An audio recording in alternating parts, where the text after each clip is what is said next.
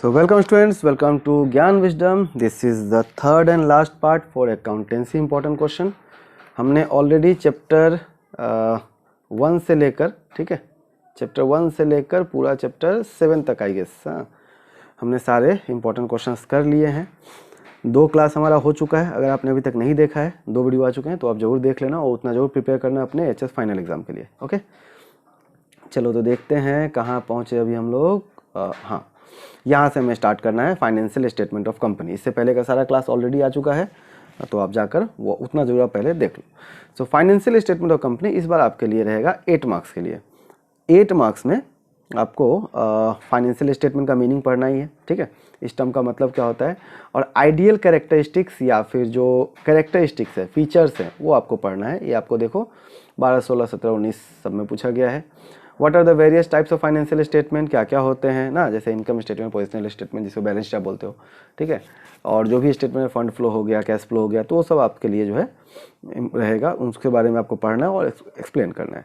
और ये सबसे ज़्यादा इंपॉर्टेंट क्वेश्चन है इस बार के लिए। सबसे ज़्यादा इंपॉर्टेंट क्वेश्चन यही होता है कि फॉर्मेट ऑफ बैलेंस शीट ना, ऑलमोस्ट एवरी ईयर आप देखोगे, ऑलमोस्ट एवरी ईयर ना, 12, 13, 14, 15, 16, 17, 18, 19 छोड़ दियो और 21 छोड़ के बाकी सभी में आपको दिख रहा है ना। तो आप जरूर करना, बहुत इंपॉर्टेंट है आपके लिए। Explain the purpose of preparing various financial statement, क्या क्या पर्पस या क्या रीजंस हैं, क्यों बनाए जाते हैं, या ऐसे बोल लो कि फाइनेंशियल स्टेटमेंट्स के यूज़ क्या है ना, ये भी सेम बात, सेम ही हुआ।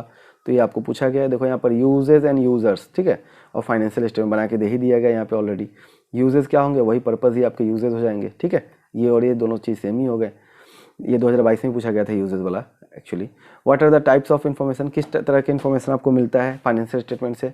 इंपॉर्टेंस और लिमिटेशंस क्या है, अगेन इंपॉर्टेंस जो होगा वो आपके पर्पस या फिर यूजेस में आ ही जाएंगे, ठीक है। तो ये आपसे पूछा गया है बार बार। ओके, नेक्स्ट क्या है, कंटिजेंट लायबिलिटी क्या होता है, 13 और 19 में पूछा गया और फिर बीच में नहीं पूछा जा रहा है, तो आपको अभी जरूर इसको पढ़ के रखना चाहिए। और 2 आइटम ऐसा जरूर याद रखो जो कि इस हेडिंग के अंदर आता है, ठीक है। यहाँ पे ऐसे ही पूछ जाएगा कि कंटिजेंट लायबिलिटी को हम शो कहाँ करते हैं, ये भी आपसे क्वेश्चन पूछ सकता है कि कंटिजेंट लायबिलिटी को एक बैलेंस शीट में शो कहाँ किया जाता है। कहाँ किया जाता है, नीचे कमेंट में लिख के बताओ, कहाँ किया जाता है, नीचे कमेंट में लिख कर बताओ अगर पता है तो। Okay, difference between balance sheet of companies and balance sheet of partnership firm बहुत इंपॉर्टेंट रहेगा। 2015 में आया, फिर कभी नहीं आया है, तो इसलिए पूछा जा सकता है। ओके, नाउ नेक्स्ट आपका analysis of financial statement 6 mark के लिए है। यहाँ से आपका एनालिसिस रहेगा। फाइनेंशियल एनालिसिस क्या होता है, ठीक है, सिग्निफिकेंस मतलब इंपॉर्टेंस, लिमिटेशंस, 5 पॉइंट आपको पढ़ना चाहिए, ठीक है, क्योंकि इस सब चैप्टर में क्या है ना, डायरेक्ट आपसे क्वेश्चन पूछ लिया जाता है। What are the various types of financial analysis, ठीक है, कितने तरह के होते हैं, क्या क्या टूल्स हैं उसके बारे में बताओ, अलॉन्ग विद देयर मेरिट या ऑब्जेक्टिव लिमिटेशन, सब लेकर कम से कम 3 से 4 मार्क के लिए आपको पढ़ना है, ठीक है। अब इसमें जो होता है आपका क्या है, जैसे कि ये जो आपके टूल्स, जो ये जो क्वेश्चन है ना, इसमें आपका क्या बढ़ता है, कॉम्परेटिव स्टेटमेंट हो गया, कॉमन साइज स्टेटमेंट हो गया, ट्रेंड एनालिसिस हो गया, तो यही सब आते हैं। अब कॉम्परेटिव स्टेटमेंट में 2 होता है, एक बैलेंस शीट होता है, एक इनकम स्टेटमेंट होता है। वैसे ही कॉमन साइज में भी 2 होगा, एक बैलेंस शीट होगा और एक इनकम होगा। तो इन सभी के बारे में आपको ओवरऑल तो पहले पढ़ना है कि कॉम्परेटिव स्टेटमेंट क्या होता है, ठीक है। यहाँ पे आप हॉरिजॉन्टली कंपेयर करते हो फिगर्स को ना, गिवन पास्ट ईयर के हिसाब से।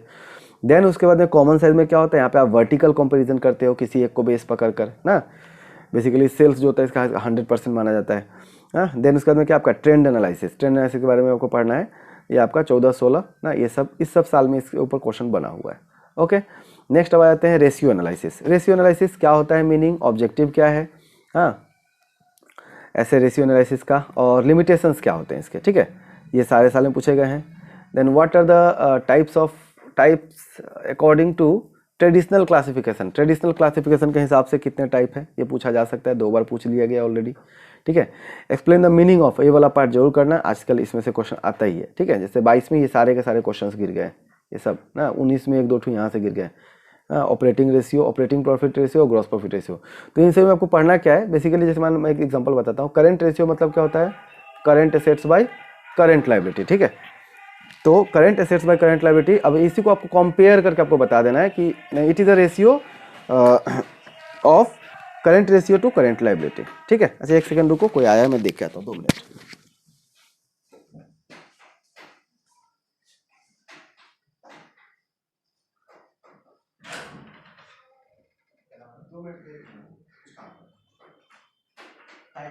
मतलब टाइपिंग वीडियो बना रहे हैं।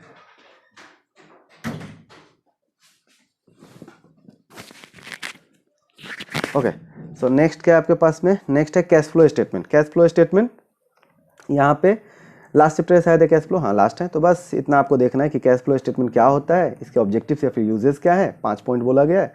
हाँ, 4 और 5 लिमिटेशन, 4 या 5 पकड़ लो, 4 से 5 जितना करो, बट ये सारे साल में पूछे गए हैं। हाँ, तो ये बहुत इंपॉर्टेंट होंगे आपके लिए। अगेन, कैश फ्लो स्टेटमेंट कैसे बनाया जाता है या इसका वेरियस क्लासिफिकेशंस क्या है। क्लासिफिकेशन में आपका वो जो तीनों एक्टिविटी है ना, ऑपरेटिंग एक्टिविटी, फाइनेंसिंग हो गया, और क्या था एक टू और इन्वेस्टिंग एक्टिविटी, तो वो सब क्लासिफिकेशंस के बारे में आपको बताना है ना। और सभी का एग्जाम्पल भी आपको याद रखना है। यहाँ पे 4 एग्जाम्पल रखा गया है, तो हर एक एक्टिविटी का आपको एग्जाम्पल रखना है, ठीक है।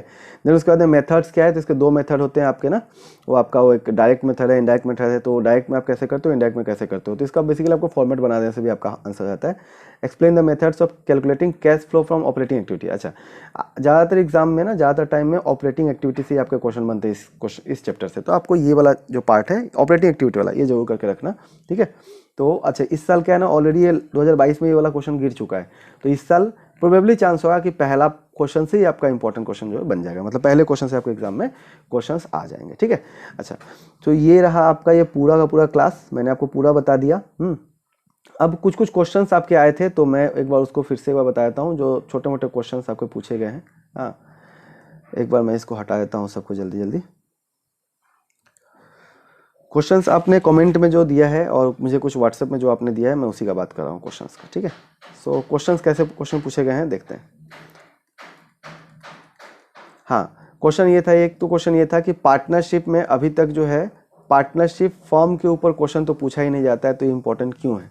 तो ये बात गलत है, पार्टनरशिप फर्म के ऊपर क्वेश्चन पूछा गया है, मतलब ये वाला पोर्शन का बात कर रहा है कि बेसिक क्वेश्चन तो पूछा नहीं जाता है, फिर ये नहीं। बेसिक क्वेश्चन अगर डायरेक्ट ना पूछा गया हो, इसके ऊपर आपको MCQ हो सकता है, या फिर ट्रू फॉल्स में आपसे क्वेश्चन पूछा गया है, ठीक है। देन उसके बाद में अच्छा, एक और पूछा था कि आपके सारे प्रीवियस वीडियोस कैसे मिल सकते हैं, ठीक है। ये भी एक आपका क्वेश्चन था, तो मैं वो भी आपको लास्ट में बता देता हूँ।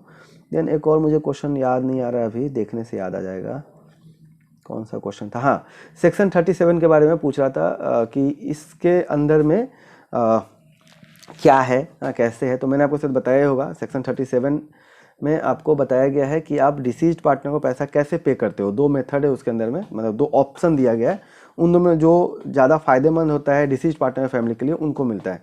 आई गेस एक तो उनका है कि उनका जो अमाउंट ड्यू रहेगा उस पर 6% का इंटरेस्ट, या फिर प्रॉफिट में शायद हिस्सा, ऐसा ही कुछ होगा, ठीक है। तो ये जब तक उनका कैपिटल यूज होगा तब तक उनके प्रॉफिट में उसको हिस्सा मिलेगा, सिंपल टर्म में यही हो सकता है। मुझे एग्जैक्ट अभी मतलब मैं बुक देख के नहीं बैठा हूँ, बट मुझे जहाँ तक याद है इतना ही कहानी था, ठीक है। अच्छा, चलो एक और क्वेश्चन हम टेकल कर लेते हैं। आपका जो था सारे क्वेश्चंस कैसे आपको ढूंढने हैं, ठीक है। तो मैं आपको बता रहा हूँ, आपको बस सिंपली क्या करना है, आपको सिंपली ये रहा, देखो मैं इसको अगर बड़ा नहीं तो भी शायद नहीं कर पाऊँगा बड़ा, एक सेकेंड, हाँ हो सकता है। देखो, आप जाओगे यूट्यूब पे, ठीक है, जस्ट आप यूट्यूब अपने जो आपका जो सर्च वाला कॉलम वहाँ पे जाओगे, ठीक है। यहाँ पे मेरा ही दिख रहा है, तो मैं आपको पहले नॉर्मल एक यूट्यूब खोल के दिखा रहा हूँ, ठीक है। हाँ, यहाँ पे गए हम यूट्यूब में, और उसके बाद में यहाँ पर जाकर आपको सर्च क्या करना है। देखो, जैसे मान के चलो आपको बैंकिंग का इंपॉर्टेंट क्वेश्चन चाहिए, तो आप लिखोगे banking important question, important questions for AHSCC 12, ठीक है, बाय ज्ञान विजडम, ठीक है। बस इतना ही आपको करना है, हर एक जो भी आपको सर्च करना है 12 से रिलेटेड, लास्ट में बाय ज्ञान विजडम आपको ऐड कर देना है। अब देखो मैं आपको एक बार करके दिखाता हूँ, इसको हमने कॉपी कर लिया, ठीक है। अब देखो मैं सर्च करूँगा, और देखो पहला वाला जो है वही क्या आ गया, बैंकिंग का आ गया, फाइनेंस का, है ना। इस तरह से आपको फाइनेंस का लास्ट ईयर मैंने दिया था, बट ये भी इस साल के लिए भी आपके लिए काम उतना ही रहेगा, ठीक है। बैंकिंग हो गया। अब जैसे मान के चलो मैं थोड़ा सा आपको दिखा देता हूँ, कोई और सब्जेक्ट का दिखा देता हूँ, ठीक है। जैसे मान के चलो बैंकिंग के जगह पे हम बदल देते हैं, लिख देता हूँ ऑल्टी, ठीक है। ऑल्टी इंपॉर्टेंट क्वेश्चन 12 बाय ज्ञान विजडम, ठीक है। अब देखो आपको देखो ऑल्टी का मिल गया, ठीक है ना। ये आपका ऑल्टी 21-22, मतलब सारे के सारे लाइन से आ जाएंगे, ठीक है। जैसे मान के चलो आपको प्रीवियस ईयर पेपर सॉल्यूशन चाहिए, ठीक है, तो आप लिख दो इंग्लिश सॉल्व पेपर, ठीक है, AHSCC, क्योंकि हमारे बोर्ड का नाम है ये, बाय ज्ञान विजडम, इतना मार के रख दो। देखो मिला, ना, एनालिसिस मिल गया। हाँ, देन इसके अलावा जैसे ग्रामर चाहिए तो आप इंग्लिश ग्रामर मार दो, ऑल्टिया ग्रामर मार दो, राइटिंग स्किल्स, हाँ जैसे मान लो मैं मारता हूँ लेटर राइटिंग, ठीक है, लेटर राइटिंग बाय ज्ञान विजडम, बस इतना ही मार के छोड़ दो, ठीक है। तो देखो ये वाला आ गया आपका, समझ में आ रहा है ना। तो इस तरह से आपको बहुत सारी चीज़ आपको फ्री में आपको मिल रहे हैं पढ़ने के लिए, ठीक है ना।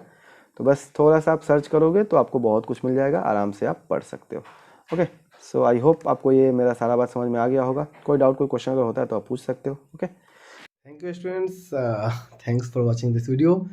आई होप कि आपको सब कुछ समझ में आ गया होगा, कितना आपके लिए इंपॉर्टेंट पोर्शन था ये वीडियो, कितना इंपॉर्टेंट आपके लिए, और आप इतना तो जरूर आप पढ़ के जाओगे, आई होप दैट। ओके, और अगर आप इस चैनल पर नए हो तो चैनल को सब्सक्राइब जरूर कर लेना, लाइक करना, कमेंट करना, और प्लस नीचे व्हाट्सएप का लिंक भी दिया हुआ है, व्हाट्सएप ग्रुप का, तो आप उसे भी ज्वाइन कर लो। ओके, सो डेट फ्यूचर में आपको आने वाले जो भी अपडेट्स होंगे सबसे पहले आपको मिलेगा। ओके, सो चलो बाय बाय, मिलते हैं अगले क्लास में। थैंक यू, और चैनल को सब्सक्राइब करे बिना मत जाना। ओके, और इसके अलावा अगर आपका कोई भी क्वेश्चन हो तो आप मुझे जरूर आप कॉन्टैक्ट कर सकते हो, मुझे व्हाट्सएप या फिर कॉन्टैक्ट कमेंट में आप मुझे लिख के बता सकते हो। ओके, चलो बाय बाय, थैंक